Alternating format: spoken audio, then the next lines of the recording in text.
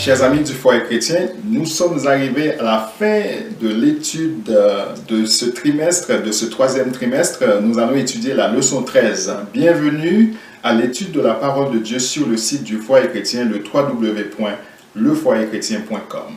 Docteur Michel, comment allez-vous? Ça va très bien. J'ai eu une bonne semaine, mais Dieu merci, il y a le sabbat pour nous reposer. Oui. Gloire à lui. C'était fatigant? Un peu fatigant, oui. Je voyage un peu. En raison de mon travail, j'ai voyagé encore. Mais tout va bien. Comment a été ta semaine? Ma semaine a été très bien aussi.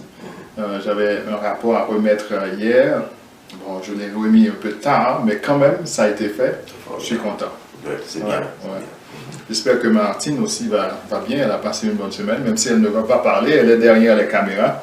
Elle semble aller bien. Oui.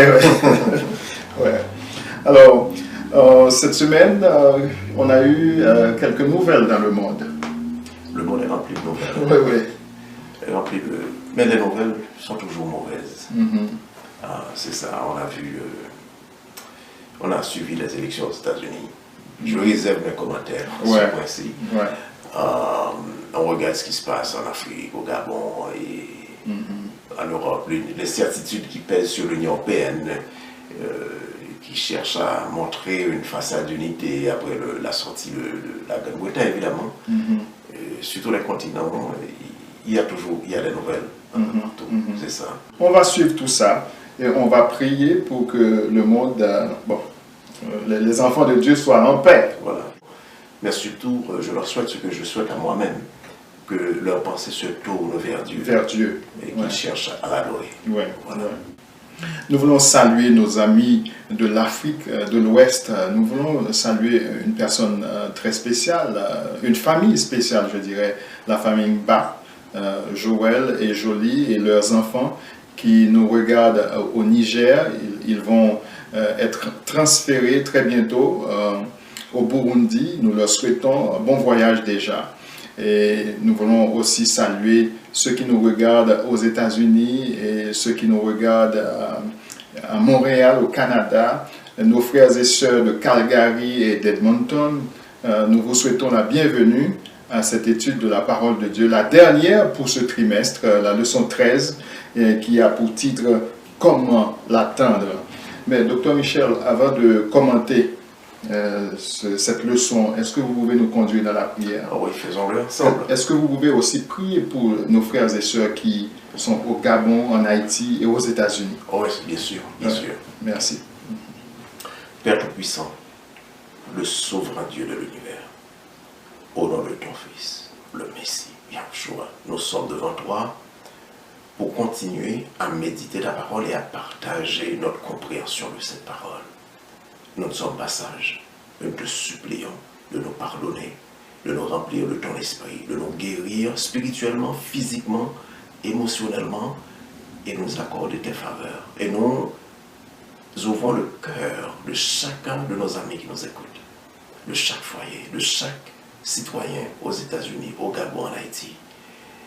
Et partout où se trouvent les communautés de ces pays, nous ouvrons leur cœur à toi. Et tous nos amis dans le monde entier et qui nous regardent, nous te supplions de faire que ton esprit puisse trouver le chemin de leur cœur par l'écoute de cette discussion, de cet échange. Nous vivons dans ce monde difficile. Nous sommes à l'intérieur d'un système qui se désagrège et nous te supplions de nous aider à conserver la foi, la joie, la paix, la persévérance et de rester en contact constamment avec toi. Bénis tes enfants, bénis ta parole dans leur cœur, dans leurs pensées, et aide-nous à découvrir ta vérité par la puissance de ton esprit. Qu'il en soit ainsi, au nom du Messie, notre Rédempteur. Amen. Amen. Bienvenue encore une fois, chers amis, sur le site du Foyer Chrétien ou la chaîne YouTube du Foyer Chrétien. Nous sommes à l'heure de l'étude de la parole de Dieu et la leçon de cette semaine est titrée « Comment l'attendre ». Mais en attendant, nous avons étudié au cours de ce trimestre autour de ce thème, le rôle de l'Église dans la communauté. Il y avait plusieurs titres. On avait vu dans les 4 premières leçons, on nous a montré comment, depuis dans l'Ancien Testament, le terme justice et miséricorde était déjà en exergue.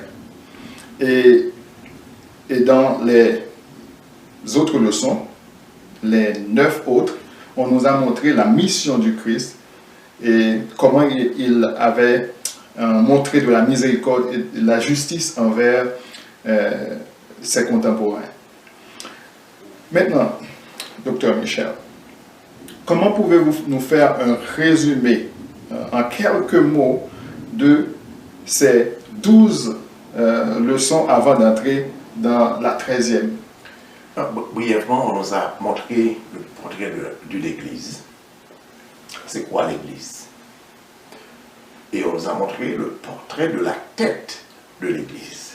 La tête de l'Église, c'est le Dieu Tout-Puissant, le seul vrai Dieu lui-même, et celui qui l'a envoyé, Yahushua le Messie, qui est venu pour nous dire, voilà comment vivre les caractéristiques du Christ. Alors, c'est quoi l'Église?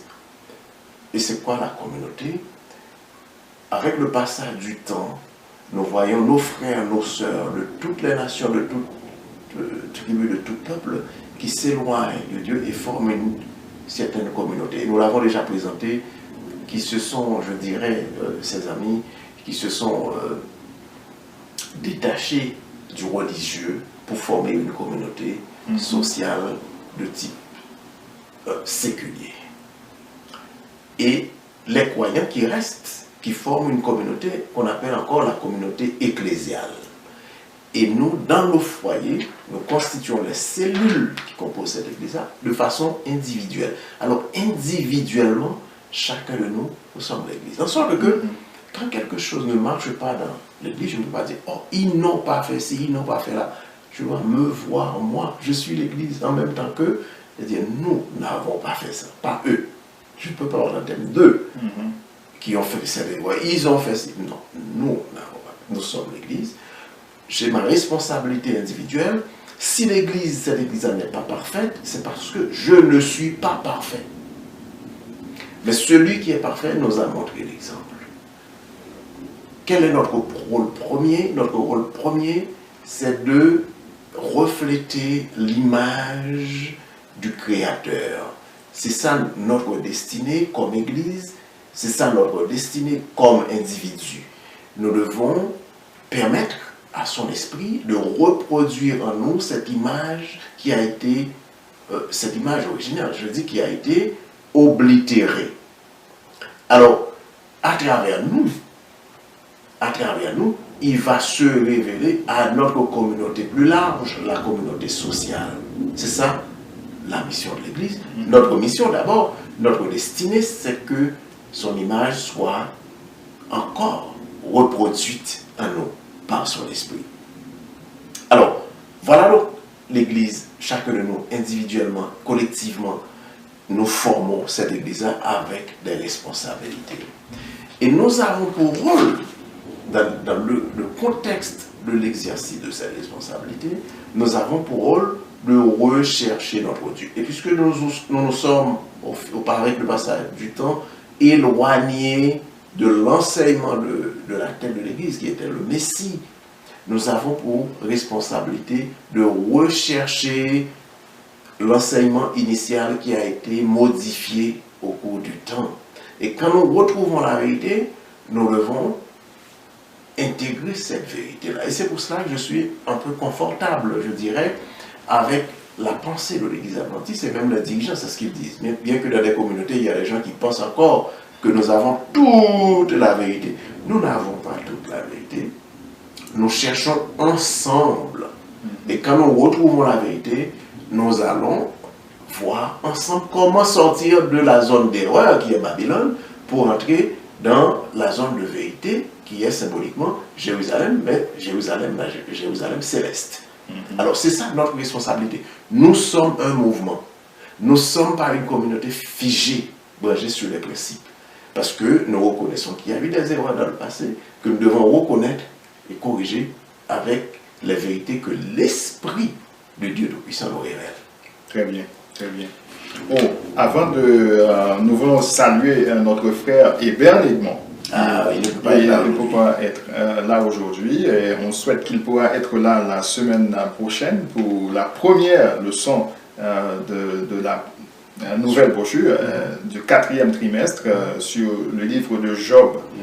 Alors, nous souhaitons déjà la bienvenue à notre frère à notre prochaine présentation.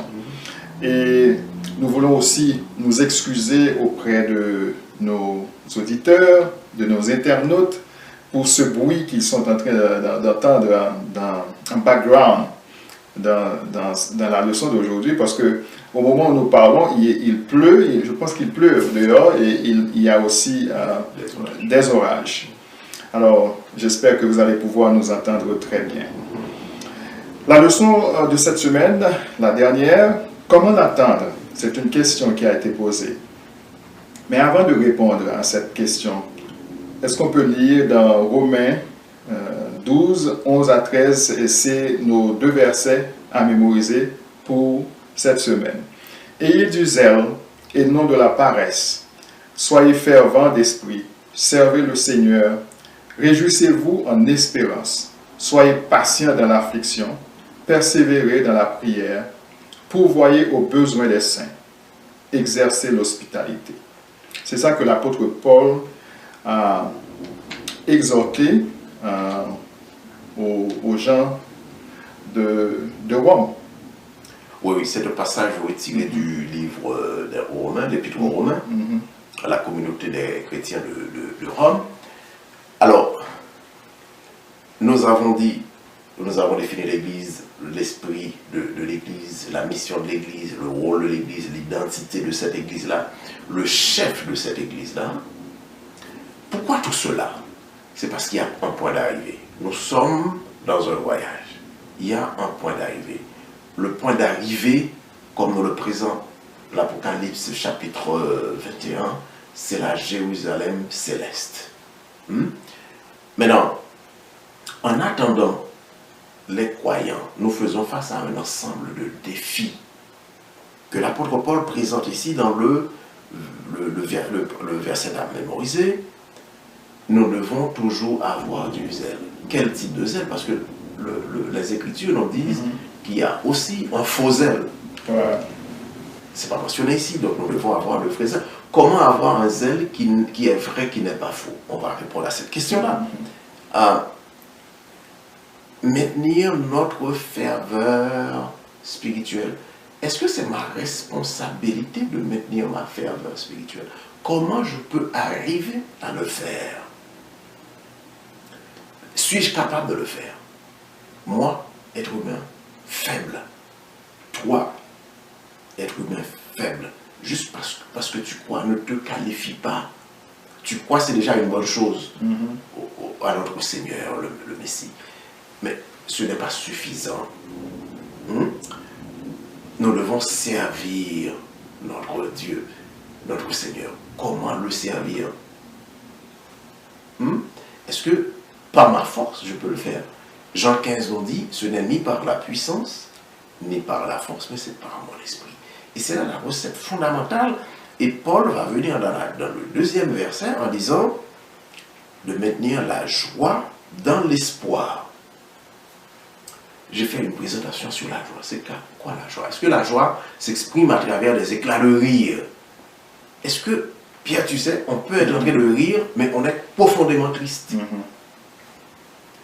C'est quoi la joie, si tel est le cas? La joie, c'est cette conviction profonde que m'inspire l'esprit du Dieu très haut, qu'à travers ma tribulation, Paul a parlé de la tribulation, mes difficultés, à travers les tentations pour laisser tomber la foi, l'esprit m'anime et me guide. En sorte que j'ai pour responsabilité de demeurer en lui, comme il a dit dans Jean 15. Demeurer en lui. Et j'aime bien cet auteur parce qu'il a adressé cette question-là de façon, je trouve, authentique, Andrew Murray, qui disait « Ce n'est pas mon travail de demeurer en Dieu. C'est lui qui me garde en lui, dans la mesure où j'accepte qu'il me garde. Parce que nous sommes des êtres, nous avons créé comme des êtres moraux, quoi. Nous avons la moralité, c'est-à-dire la capacité de décider. Nous devons être patients dans l'affliction. Qu'est-ce que ça veut dire? Tu sais, il y a dans la communauté chrétienne, on dit, si vous demandez à Dieu de vous donner la foi, il va aussi tester votre foi. Et le test n'est pas facile. Si vous demandez, et vous devez le demander, la patience à Dieu, il va te donner la patience, mais il va mettre des gens, il va susciter des occasions pour tester ta patience. Et le test se passe comment? Dans l'affliction. Et nous aurons, comme croyants, nous aurons à passer par des afflictions. Et nous devons persévérer dans la prière. Partager l'identité, le caractère de Dieu, expliquer le caractère de Dieu aux gens, exprimer le caractère de Dieu à ceux qui sont dans le besoin. Quel type de besoin? Nous l'avons vu tout au cours du trimestre. Il y a des besoins dans nos communautés ecclésiales, nos communautés sociales, nos communautés familiales. Nous avons des besoins d'ordre spirituel, nous avons des besoins d'ordre émotionnel. Et c'est là un terrain sensible. Et nous avons même vu dans l'une des leçons récentes qu'il y a un pasteur qui visitait une famille dans l'affliction, qui est resté, qui n'a rien dit et qui a prié. Et c'est pour ça que nous devons être prudents quand nous exprimons le caractère de Dieu, à ne pas intervenir dans la difficulté des autres pour essayer de leur dire comment ils doivent se sentir. Très, très prudent. Alors, nous devons pratiquer l'hospitalité. Alors, je retrouve une note très intéressante parce que j'utilise la Bible commentée. Et dans ma Bible commentée, je trouve cette note qui nous dit l'espoir, la joie, la patience et la prière constante face à l'adversité, c'est-à-dire même quand on est dans des circonstances adverses. Face à l'adversité, on garde quoi? L'espoir, on a la joie, on est dans la joie, et ne pas confondre la joie avec des éclats de rire qui ne veulent pas nécessairement dire la joie. La patience et la prière constituent le fruit de la présence de l'esprit dans une vie. Est-ce que quand j'ai lu le passage de Romains 12, 11 à 13, je me demande, est-ce que ceux qui sont contre le christianisme ne vont pas dire que, j'ai toujours entendu dire, certaines personnes disent que, c'est une forme de théologie de la résignation. C'est un évangile de résignation. Alors c'est ça.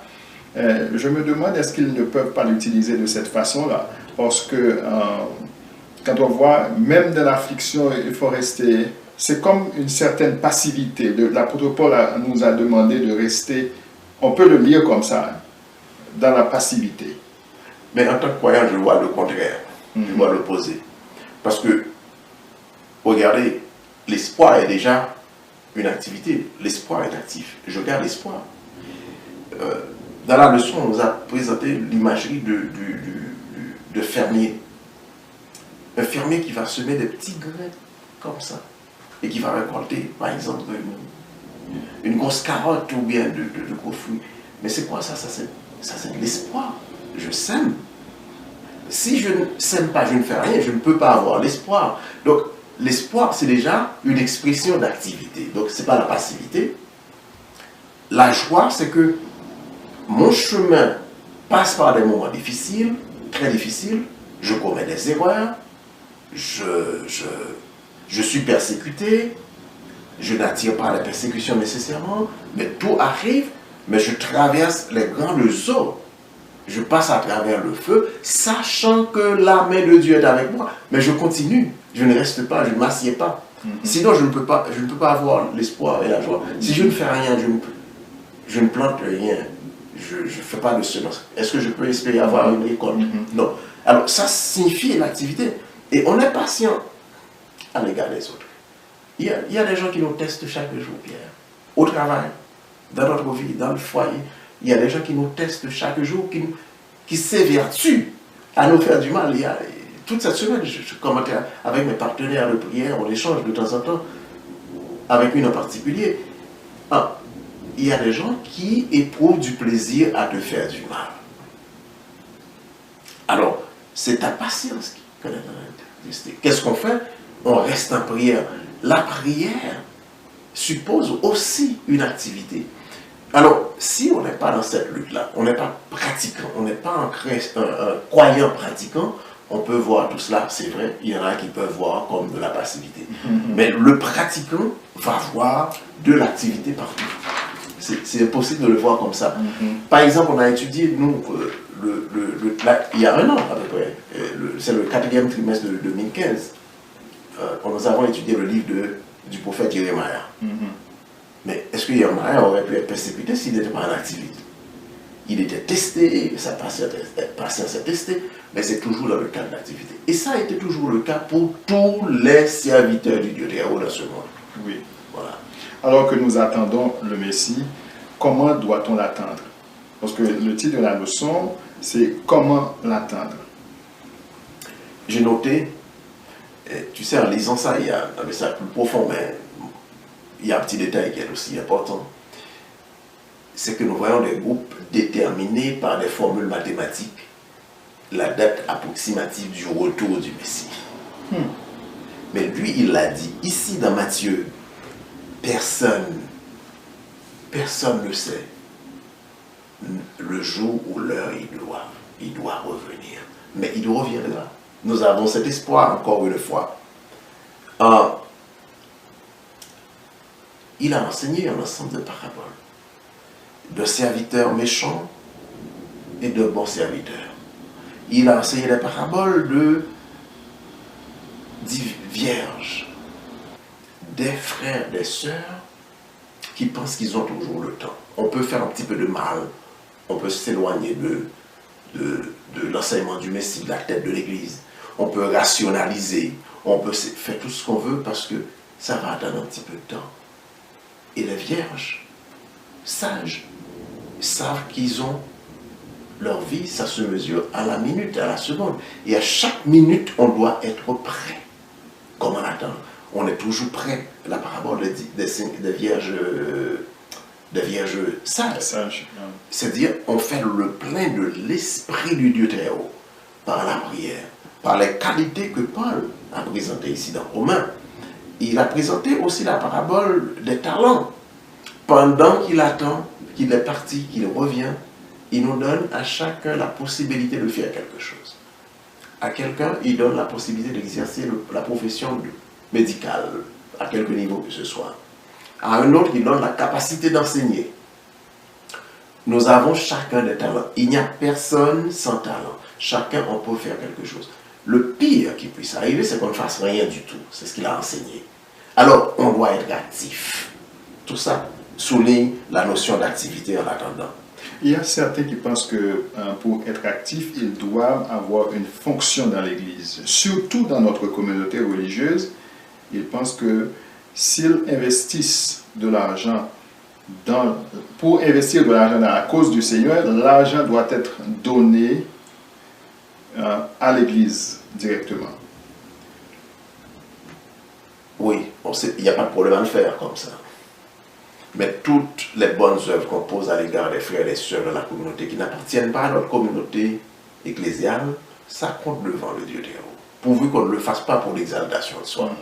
Parce que le moi ne doit pas faire partie de ce genre d'activité, de ce genre de travail.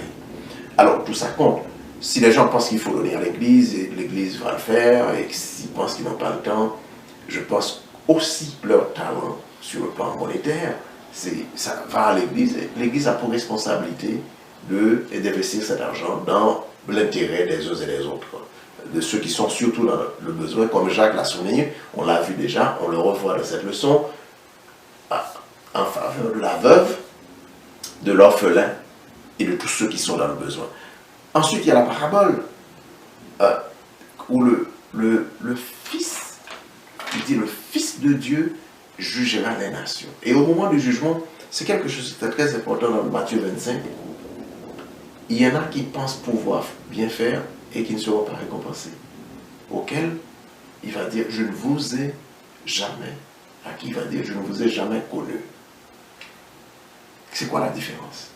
Je suis appelé à être actif, à poser des bonnes œuvres, mais il y a des bonnes œuvres qui ne seront pas acceptées. Si je n'ai pas l'esprit, si l'esprit ne me guide pas, et c'est pour ça que le Messie a enseigné, si je n'ai pas l'esprit, son esprit, je ne prie pas pour recevoir son esprit pour me guider, je ne serai pas sauvé, c'est impossible. Alors, on l'attend en étant actif. Alors, je regarde dans la note. Premièrement, un disciple du Messie doit toujours être prêt en faisant tout ce qu'il nous demande de faire. Avoir une vie de prière, à être joyeux, à faire le bien. Un disciple, en attendant, doit toujours exprimer de l'amour, du respect. Et ça, c'est quelque chose qui est en voie de disparition. Et prendre soin chacun des autres. Nous nous encourageons les uns les autres dans la prière. Et nous devons nous préoccuper de notre propre condition spirituelle. Je trouve ça extrêmement important qu'on l'ait mis là. Je dois me préoccuper de ma propre condition spirituelle. Je ne dois pas tourner mes yeux vers l'autre pour le juger. Je dois me préoccuper de ma condition spirituelle. Et ça, c'est extrêmement important. En attendant le Messie, il faut prendre soin de... Même si ce corps va être transformé. Oui, parce que c'est quelque chose qu'on va voir dans les autres parties. Bon, c'est vrai que nous discutons toujours de façon non traditionnelle. Mais ce qui est exprimé, et ça je l'ai lu dans 2 des livres de Pasteur Smith, qu'une collègue et moi avons déjà traduit, ces livres-là sont en librairie au Québec. Il l'a dit, et je suis d'accord avec cela, je ne pourrais pas recevoir la pluie de l'arrière-saison si je n'ai pas reçu la pluie de la première saison. En sorte que ça retrouve, je fais le lien, puisque Pasteur Smith aussi est influencé par les écrits de Andrew Murray, ça retrouve ce que Murray nous dit, que chaque chrétien doit passer par sa Pentecôte personnelle. Dans la prière, au milieu de la tribulation, la prière constante, je dois être transformé. Et je suis extrêmement encouragé bien de voir combien d'autres, mes frères, mes amis, des gens avec lesquels je suis en contact, qui prient, qui ont un programme de prière. Le peuple de Dieu prie de plus en plus. Et ça, c'est... Je ne suis pas en train de mettre un jugement ou de distribuer des satisfaits. Mais par contre, je suis encouragé de voir que le peuple de Dieu est en prière. Ouais. Même à vous entendre parler, je me suis dit, bon, l'homme est débalancé.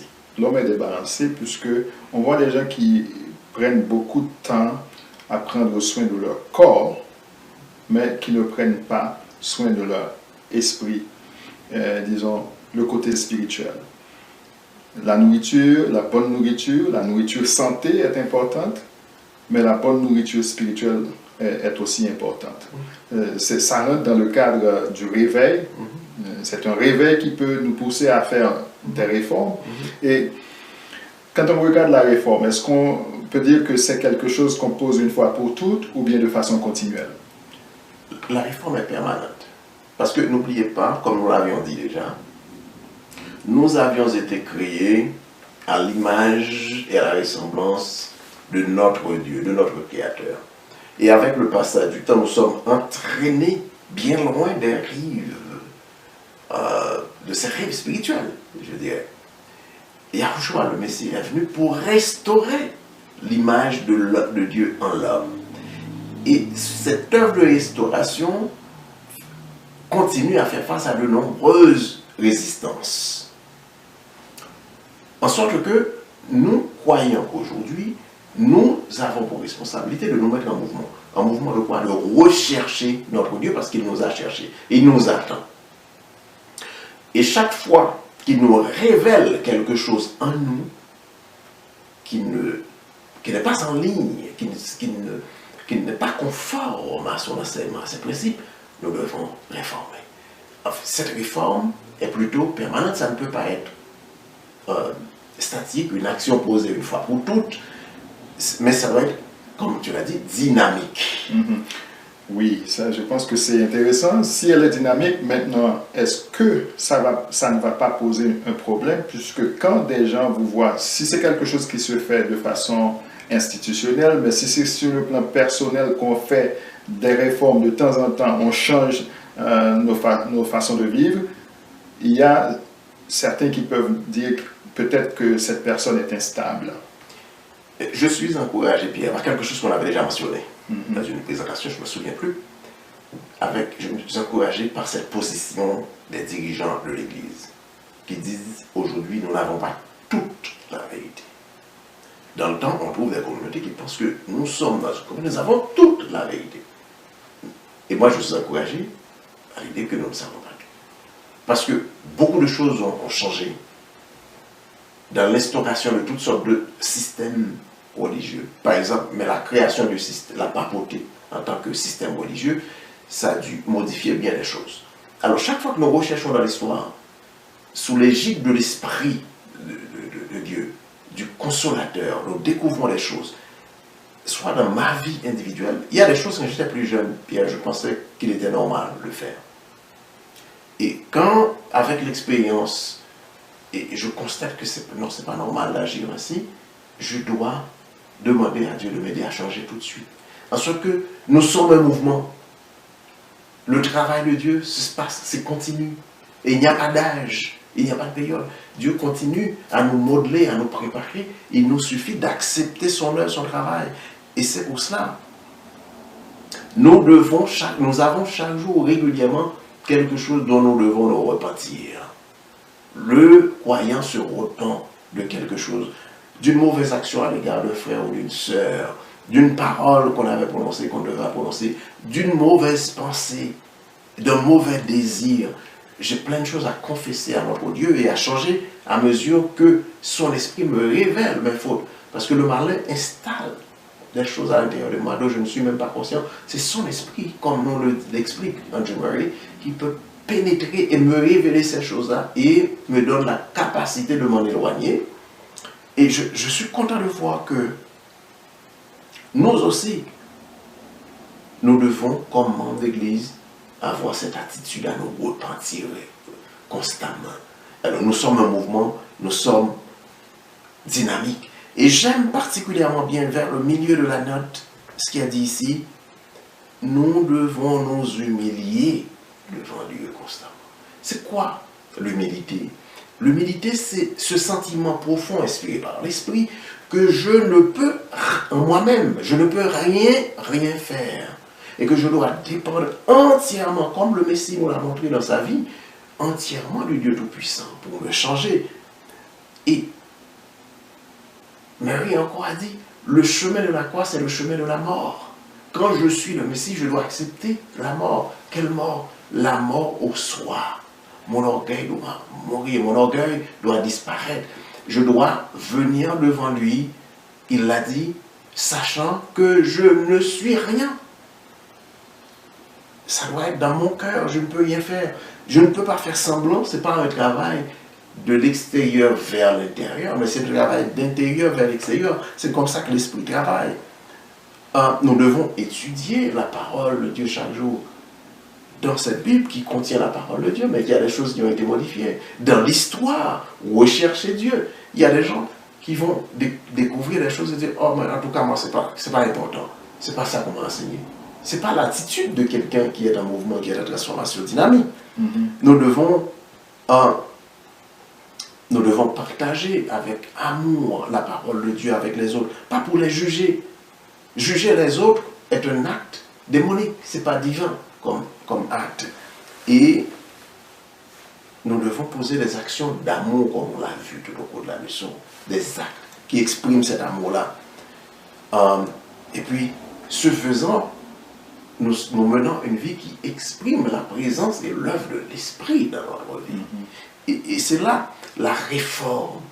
Et cette réforme continue qui nous permet d'être totalement revigorés pour servir notre Dieu. Sinon, on va être comme poser les œuvres de la chair destinées à la mort, comme le Messie l'a enseigné dans Matthieu 25. Avant de terminer, cette partie qui parle du réveil, de la réforme, je me demande, parce qu'il y a aussi des réformes qui paraissent être comme des réformes négatives, puisque si l'Église doit se réformer, toutes les réformations doivent passer à travers la parole de Yahweh. Mais est-ce que c'est l'Église qui doit... Bon, on voit que dans toutes les leçons que nous avions déjà étudiées, on voit que Yahushua se mêlait aux foules, il sympathisait avec les gens. Dans cette réforme, est-ce que c'est l'Église qui doit suivre le monde pour que le monde puisse venir à Christ, ou c'est le monde qui doit suivre l'Église? Voilà. Et c'est un dilemme de l'Église aujourd'hui. La question que tu as soulevée, c'est très pertinent dans le temps où nous vivons. La communauté sociale, notre communauté sociale vit à partir d'un ensemble de valeurs, qu'on appelle des valeurs sociales, des valeurs de la société. Et la communauté ecclésiale vit à partir d'un ensemble de valeurs qui ont été développées par le Messie, et des valeurs qui sont toujours actuelles, mais qui sont en conflit justement avec les valeurs de la communauté. Est-ce que nous devons nous cantonner dans notre communauté et juger le monde, le condamner? Mais non, parce que le Messie nous a placés dans le monde, dans la société, n'est-ce pas?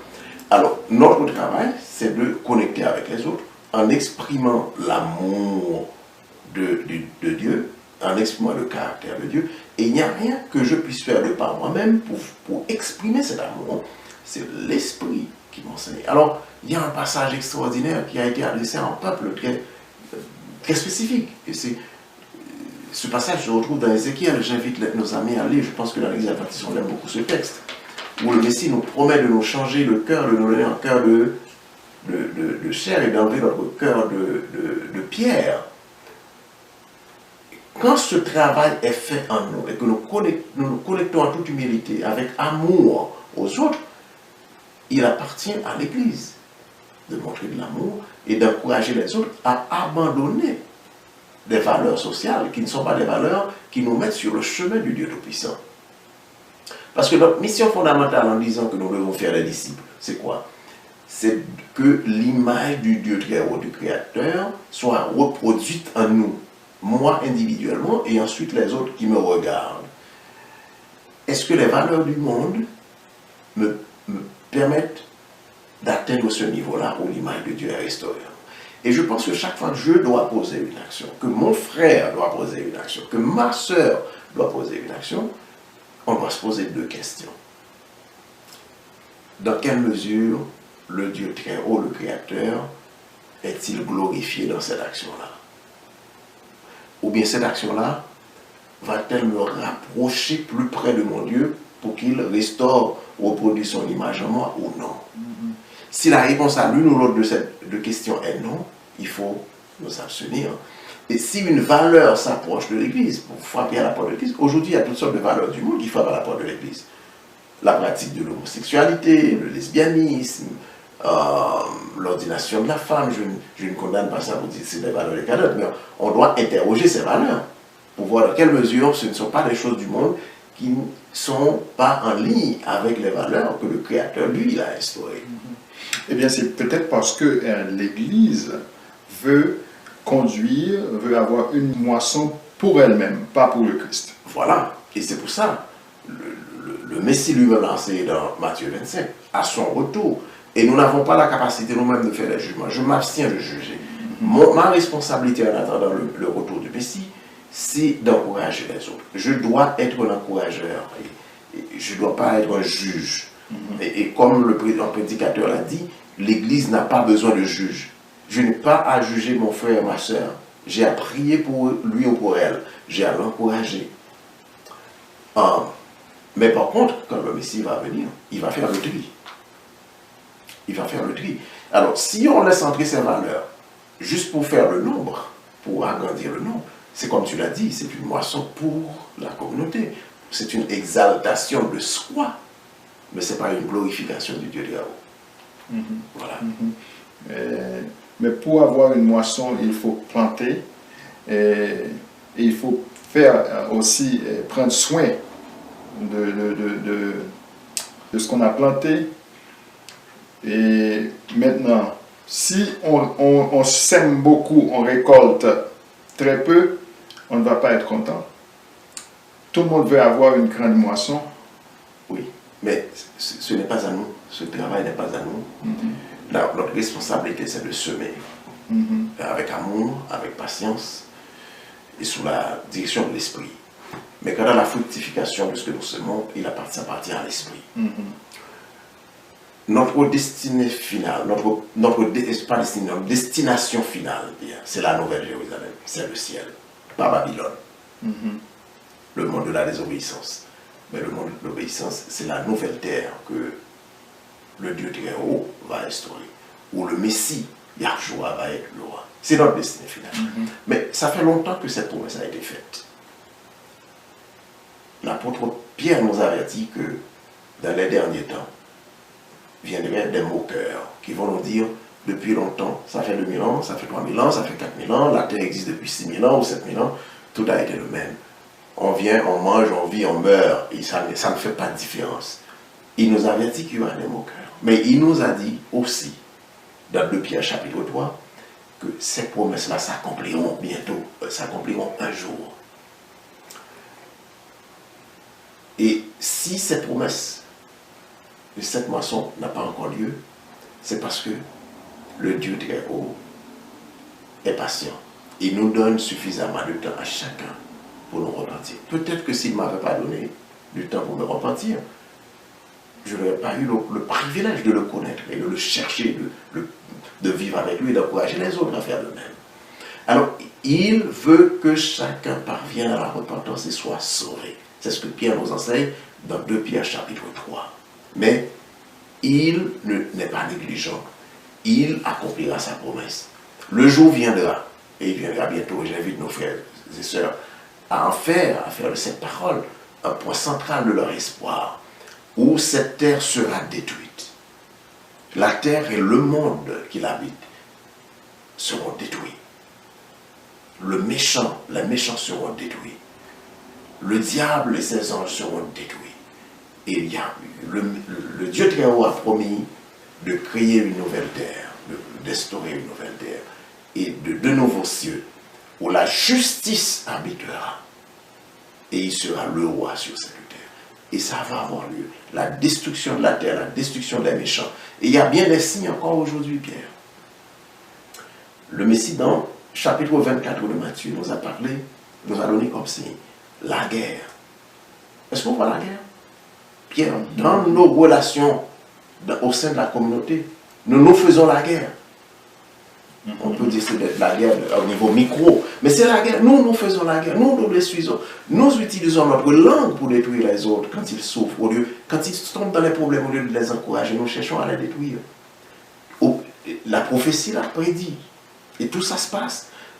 Nous sommes dans un système économique, Pierre, qui est, parce que j'en parle constamment, je fais l'analyse fondamentale, je fais l'analyse technique, mais je ne peux pas m'empêcher de faire l'analyse spirituelle aussi du système.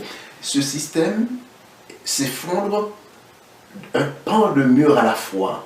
Et ça fait, quoi, plus de 7-8 ans, près de 10 ans même, que nous sommes dans cette crise. Et il n'y a pas de solution en vue. Ce que les hommes voient, c'est que nous devons provoquer une grande guerre, détruire tout, et nous recommençons. Pensée satanique. Qu'est-ce qu'on retrouve dans le discours des candidats, de la plupart des candidats, dans le discours des uns et des autres, Pierre? C'est le langage de la guerre, toujours la guerre. Satan est prêt à nous détruire pendant que nous attendons, et nous sommes avertis que ces choses-là arriveraient. Nous n'avons pas le droit de tuer les autres, de détruire les autres au nom de Dieu quand nous attendons. Nous avons le privilège de les encourager, de leur montrer le chemin du salut. Mais nous voyons le contraire. Le monde est en effervescence, ces promesses s'accomplissent, nous nous approchons de la Nouvelle Jérusalem, et en attendant, nous sommes appelés à rechercher la vérité et une relation pour nous-mêmes individuellement et pour les autres autour de nous, une relation salvatrice avec notre Dieu, à réformer notre vie et à mener une vie de révigorée sous l'influence de l'Esprit de Dieu très haut. Merci, docteur Michel. Merci d'avoir été toujours disponible pendant ce 3e trimestre pour réviser avec nous sur le rôle de l'Église dans la communauté. Nous espérons que nos amis, nos frères et sœurs qui nous regardent chaque semaine sont édifiés et nous allons tous continuer à étudier la parole de Dieu. S'il faut réformer quelque chose, nous allons demander à Dieu qu'il nous aide à pouvoir avoir de la force pour changer nos attitudes, nos habitudes, nos enseignements aussi, et faire sa volonté. Nous devons attendre avec patience et dans la joie aussi, comme l'apôtre Paul nous l'a exhorté. Il l'avait fait aux Romains, mais ça s'adresse à nous aussi, parce que nous sommes dans l'attente de notre Sauveur pour nous délivrer de ce monde de péché. Nous remercions tous ceux qui nous ont regardés chaque semaine depuis le début de ce trimestre. Nous espérons que vous allez continuer à nous regarder.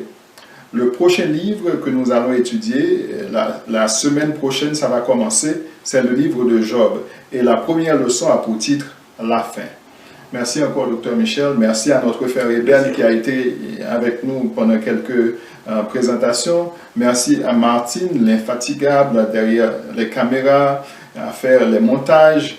Nous remercions le Seigneur. Nous continuons à prier pour que Dieu nous aide à comprendre sa parole. Que Dieu nous bénisse tous. Bonne semaine à tous et à la semaine prochaine.